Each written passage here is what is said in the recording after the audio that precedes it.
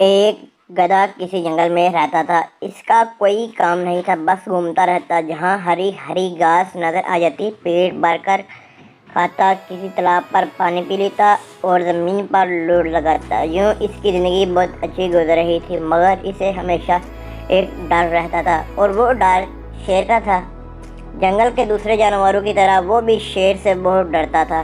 ایک دن کا ذکر ہے کہ اس کا پیٹ بہت اچھی طرح بھرا ہوا تھا۔ اسے ایک لومڑی مل گئی۔ گدھا اس دن بہت خوش ہو رہا تھا، اچھی اچھی گھاس نے اس میں نئی طاقت بھر دی تھی۔ اس نے لومڑی کو دیکھا تو ذرا آواز بھاری بنا کر بولا، اے بی لومڑی، اگر آج شیر مل جائے تو بس میں ایک دولتی میں اس کا کام تمام کر دوں۔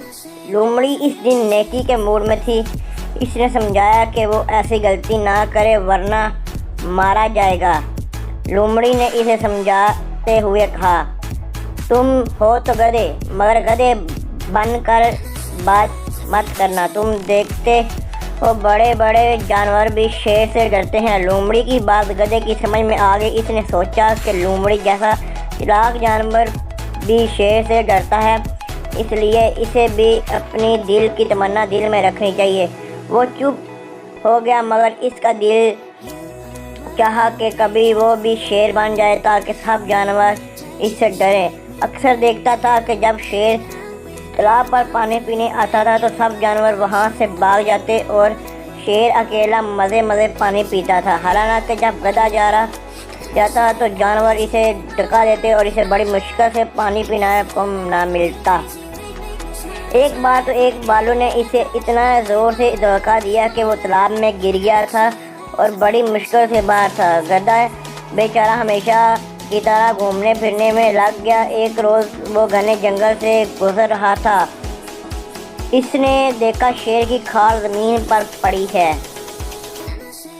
پہلی نظر میں گدھا خوفزدہ ہو گیا، مگر جب اس نے غور کیا تو پتہ چلا کہ وہ اصلی شیر نہیں ہے بلکہ شیر کی صرف کھال ہی ہے۔ گدھے کی مراد برائی بھی نہ، آس پاس کوئی بھی نہیں۔ اس نے جھٹ پٹ کھال پہن لی۔ کھال پہن کر اس نے تالاب کا رخ کیا۔ اس کا مقصد تھا کہ پانی میں اپنا عکس دیکھے۔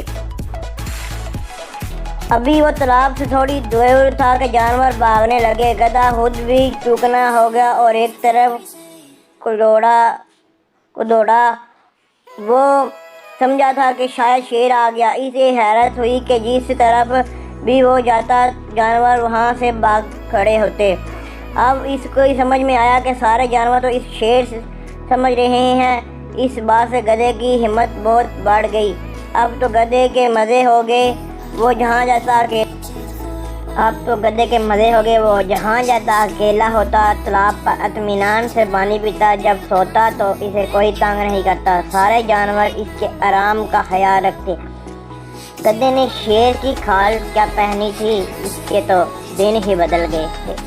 گدھا بہت خوش تھا اور ہر طرح یہ کوشش کرتا کہ جنگل کے جانوروں کو پتہ نہ چلے کہ وہ خاص طور پر لومڑی سے بچتا تھا، کیونکہ اسے خبر تھی کہ لومڑی تو بہت چلاک تھی، مگر کسی کو پتہ نہ چلنے دیتی تھی۔ یہ نیا شیر جنگل میں کہاں سے آ گیا ہے، مگر گدھے کو اس کی بات کی بالکل خبر نہیں تھی۔